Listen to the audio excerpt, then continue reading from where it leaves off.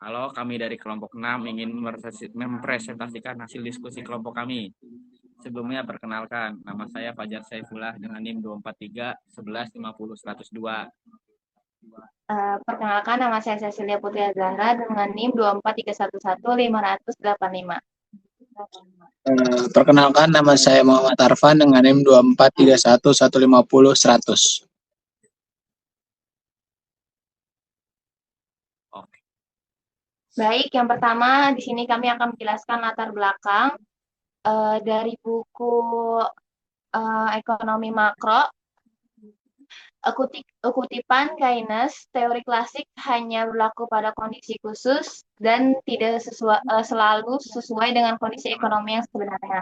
Dari John Maynard Keynes. Yang pertama itu ada depresi besar tahun 1930-an menyebabkan pengangguran massal dan penurunan pendapatan nasional yang sangat besar.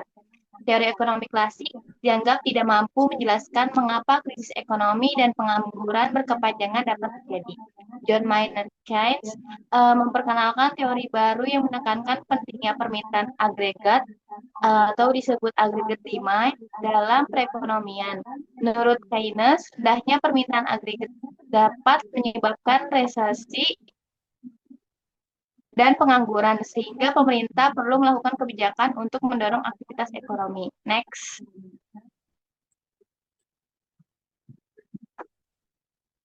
Yang selanjutnya ada pendahuluan.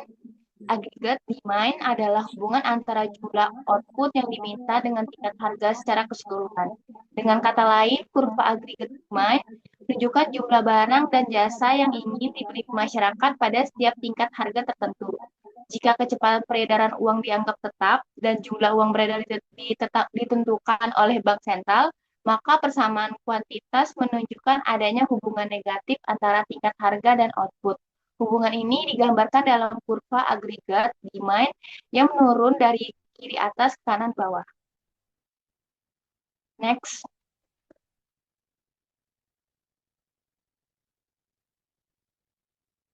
Selanjutnya ada pasar barang dan kurva IS atau disebut investment saving, yaitu menggambarkan hubungan antara tingkat bunga dan tingkat pendapatan yang muncul di pasar barang dan jasa. Untuk mengembangkan hubungan ini, kita mulai dengan model dasar yang disebut salib Keynesian atau Keynesian cross.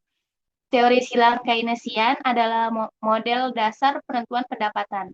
Model ini mengambil kebijakan fiskal dan investasi terencana sebagai oksogen, lalu menunjukkan bahwa terdapat satu tingkat pendapatan nasional di mana pengeluaran aktual sama dengan pengeluaran terencana. Model ini menunjukkan bahwa perubahan kebijakan fiskal memiliki dampak berganda atau disebut multiplier pada pendapatan. Next. Mode silang Keynesian atau Keynesian cross menjelaskan bagaimana tingkat pendapatan nasional ditentukan oleh total rencana pengeluaran masyarakat dalam jangka pendek. Berikut ada 4 poin inti dari model ini. Yang pertama, 2 jenis pengeluaran. Ada pengeluaran aktual, yaitu disebut Y, jumlah real yang benar-benar diproduksi dan dijual di dalam ekonomi, disebut PDB.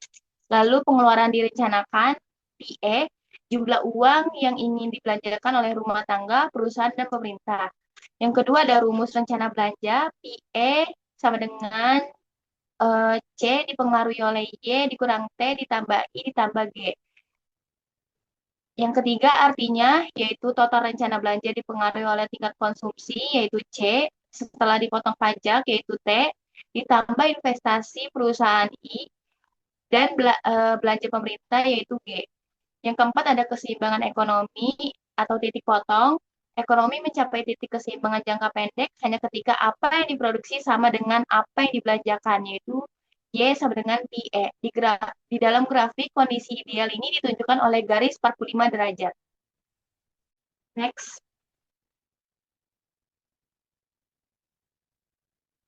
Di sini ada grafiknya, bisa dilihat. Yang pertama itu ada perpotongan titik E, merupakan satu-satunya kondisi di mana rencana belanja masyarakat cocok dengan jumlah barang yang diproduksi oleh perusahaan. Lalu pendapatan keseimbangan yaitu Y ditentukan pada titik potong silang tersebut. Di titik ini tidak ada penumpukan atau kekurangan barang yang tidak direncanakan di gudang perusahaan. Jika sebuah perusahaan memproduksi lebih atau kurang dari titik ini, persediaan barang di gudang akan terganggu dan memaksa perusahaan menyesuaikan produksinya kembali ke titik keseimbangan tersebut. Next. Selanjutnya kita masuk ke mekanisme penyesuaian menuju keseimbangan. Dalam model Keynesian cross, keseimbangan terjadi ketika pendapatan nasional dengan pengeluaran yang direncanakan Y sama dengan PE. Jika kondisi ini belum tercapai, maka perusahaan akan menyesuaikan tingkat produksinya hingga ekonomi kembali seimbang. Yang pertama itu jika produksi lebih besar dari pengeluaran. Y, pendapatan nasional lebih besar daripada PE, artinya jumlah barang yang diproduksi lebih banyak daripada yang dibeli masyarakat. Dan yang kedua itu sebagian barang tidak terjual. Yang ketiga ada persediaan barang, inventories menumpuk secara tidak direncanakan. Dampak bagi perusahaan karena barang menumpuk di gudang, yang pertama itu perusahaan mengurangi produksi, yang kedua penggunaan tenaga kerja dan bahan baku dikurangi, yang ketiga output nasional menurun. Proses penyesuaian penurunan produksi akan terus terjadi sampai jumlah produksi kembali sama dengan pengeluaran masyarakat. Alur mekanismenya itu Y atau pendapatan nasional lebih besar dari PE, maka persediaan naik, lalu produksi turun dan Y akan turun. Selanjutnya. Dan yang kedua itu, jika produksi lebih kecil dari pengeluaran, Y lebih kecil dari PE. Artinya permintaan masyarakat lebih besar daripada barang yang diproduksi. Yang kedua itu persediaan barang berkurang dengan cepat, lalu perusahaan mengalami kekurangan stok. Dampak bagi perusahaan karena permintaan tinggi, yang pertama itu perusahaan meningkatkan produksi, yang kedua menambah tenaga kerja dan penggunaan bahan baku, yang ketiga itu output nasional meningkat, proses penyesuaian, kenaikan produksi berlangsung hingga jumlah produksi kembali sama dengan pengeluaran yang direncanakan. Alur mekanismenya itu Y lebih kecil dari PE, lalu persediaan itu turun, dan produksi naik, dan Y ikut naik. Next.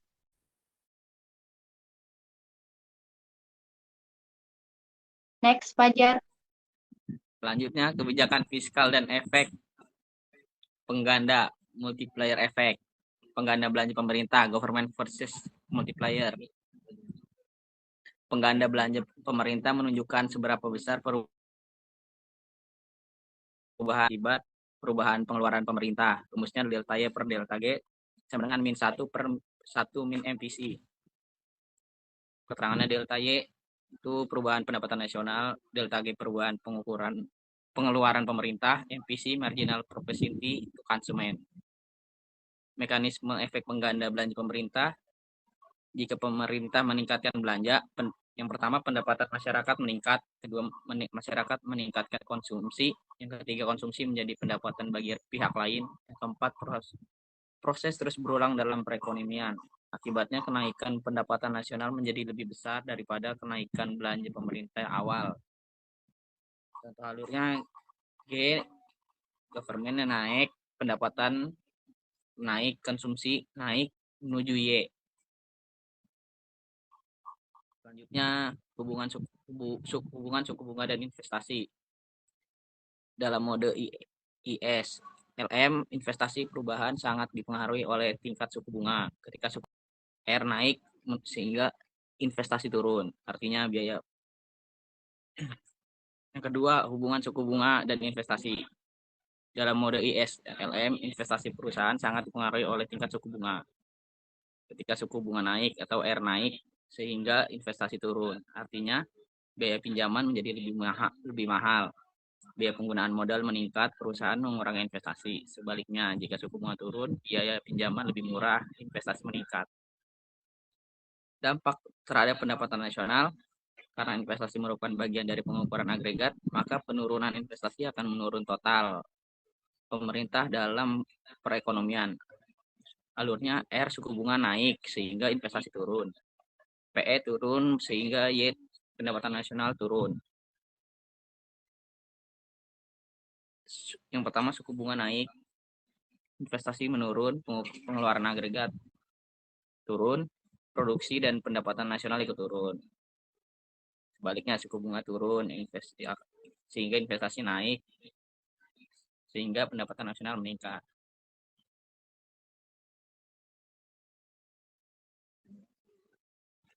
Hubungan suku bunga. Selanjutnya, proses pembentukan kurva IS pasar barang. Kurva IS dibentuk dengan berbagai kombinasi. Yang pertama tingkat suku bunga yaitu R, tingkat pendapatan nasional yaitu Y. Yang menjaga pasar barang tetap seimbang karena hubungan keduanya berlawanan arah. Maka kurva IS memiliki kemiringan negatif. Yang artinya suku bunga tinggi hingga pendapatan nasional rendah. Jika suku bunga rendah, pendapatan nasional tinggi. Selanjutnya pasar uang dan kurva LM. Kurva LM atau liquidity preference atau money supply adalah kurva yang menunjukkan berbagai kombinasi antara tingkat suku bunga dan tingkat pendapatan nasional yang membuat pasar uang berada dalam kondisi seimbang. Keseimbangan pasar uang terjadi ketika jumlah uang yang tersedia sama dengan jumlah uang yang diminta. M per Y sama dengan L suku bunga dan pendapatan nasional. Permintaan. Keterangannya M yaitu jumlah uang beredar, P tingkat harga, M per P yaitu penawaran uang real,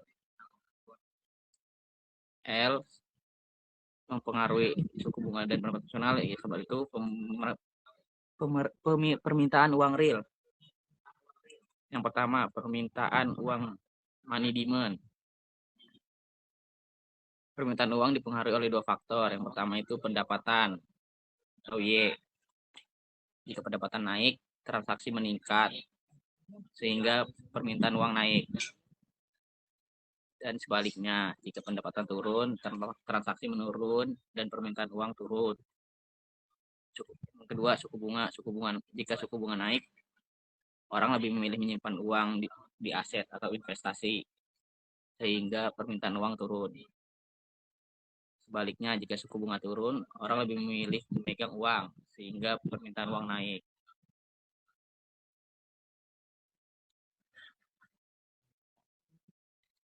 Yang selanjutnya, satu penawaran uang money supply.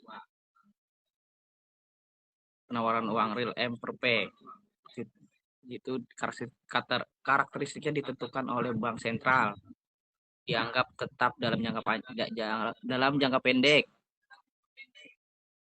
tidak dipengaruhi langsung oleh suku bunga. Karena itu kurva penawaran uang bersifat vertikal atau tegak lurus. Mekanisme keseimbangan pasar uang, keseimbangan terjadi ketika uang yang diminta masyarakat sama dengan uang yang disediakan.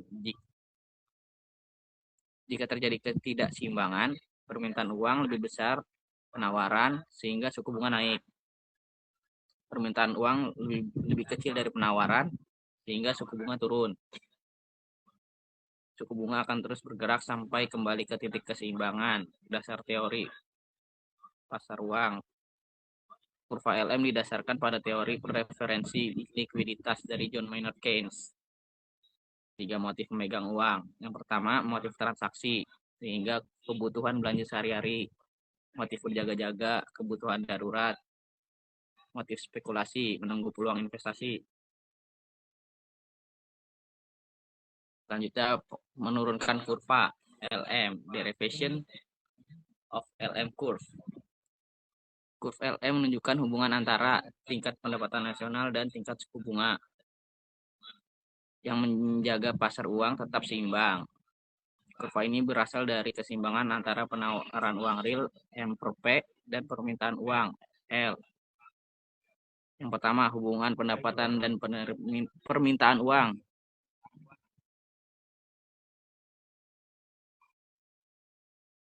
Jika pendapatan nasional meningkat atau Y meningkat sehingga L turun. L naik. Mengapa hal ini terjadi? Ketika pendapatan masyarakat meningkat, aktivitas ekonomi bertambah, transaksi jual beli meningkat, masyarakat membutuhkan lebih banyak uang tunai. Contohnya perusahaan membayar lebih banyak upah, masyarakat membeli lebih banyak barang. Akibatnya permintaan uang dalam perekonomian meningkat.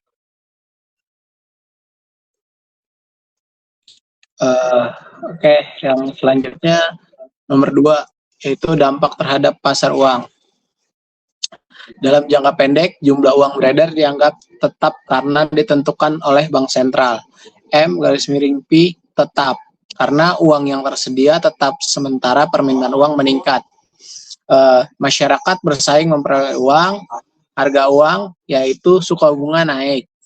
Yang ketiga, hubungan pendapatan dan suku bunga, proses lengkapnya yaitu Y naik dan L naik serta R naik. Artinya pendapatan naik, permintaan uang meningkat, suku bunga naik untuk menjaga keseimbangan pasar uang. Sebaliknya, jika proses pendapatan turun, maka permintaan uang turun dan suku bunga turun. Yang keempat, yaitu proses penyesuaian pasar uang. Saat permintaan uang naik, masyarakat ingin memegang uang lebih banyak. Jumlah uang terbatas, suku bunga naik. Kenaikan suku bunga membuat masyarakat mengurangi keinginan memegang uang tunai. Lebih banyak dana masuk ke tabungan atau investasi. Akhirnya, pasar uang kembali seimbang. Yang selanjutnya yaitu pergeseran kurva LM oleh kebijakan moneter. Kurva LM dapat bergeser ketika bank sentral mengubah jumlah uang beredar melalui kebijakan moneter. Perubahan jumlah uang beredar akan mempengaruhi suku bunga, investasi, dan keseimbangan pasar uang. Yang pertama, ekspansi moneter. Ekspansi moneter terjadi ketika bank sentral meningkatkan jumlah uang beredar, maka M naik. Dampaknya, jumlah uang di masyarakat bertambah. Uang menjadi lebih mudah diperoleh. Suku bunga turun. Karena suku bunga turun, biaya pinjaman menjadi lebih murah, investasi perusahaan meningkat, aktivitas ekonomi meningkat. Alur mekanismenya sebagai berikut. Pergeseran kurva LM, akibat ekspansi moneter, kurva LM bergeser ke kanan bawah. Artinya, pada tingkat pendapatan yang sama, suku bunga menjadi lebih rendah. Yang kedua itu kontraksi moneter. Kontraksi moneter terjadi ketika bank sentral mengurangi uang yang beredar. Jumlah uang di masyarakat berkurang, uang menjadi lebih sulit diperoleh, suku bunga naik. Karena suku bunga naik, biaya pinjaman menjadi lebih mahal. Investasi perusahaan menurun, aktivitas ekonomi melemah. Alur mekanismenya seperti berikut. Pergeseran kurva LM, akibatnya kontraksi moneter. Selanjutnya keseimbangan pasar uang atau kurva LM. Kurva LM berasal dari keseimbangan pasar uang, MP sama dengan L dalam kurung R dan Y. Penjelasan komponen yaitu MP, jumlah uang real yang beredar, L, R, dan Y permintaan uang di masyarakat.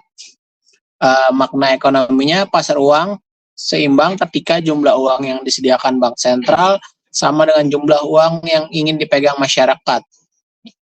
Kurva LM menunjukkan hubungan positif antara pendapatan nasional dan suku bunga. Yang ketiga itu titik potong kurva IS dan LM. Ketika kurva IS dan LM bertemu, terbentuk titik keseimbangan R bintang dan Y bintang.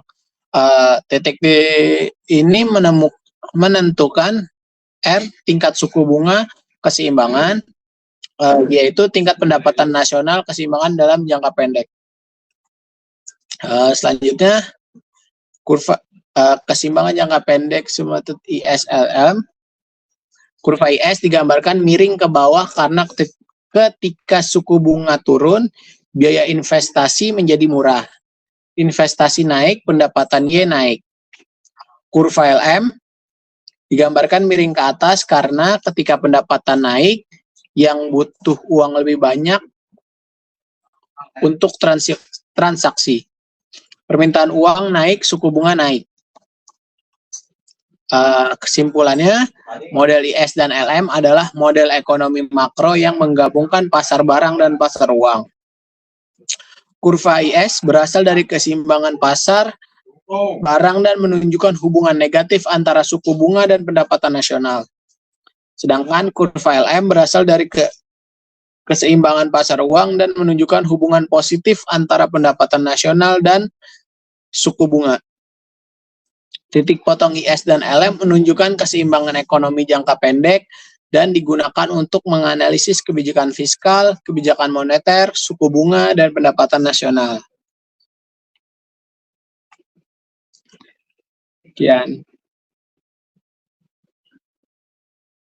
Sekian presentasi dari kelompok kami. Terima kasih.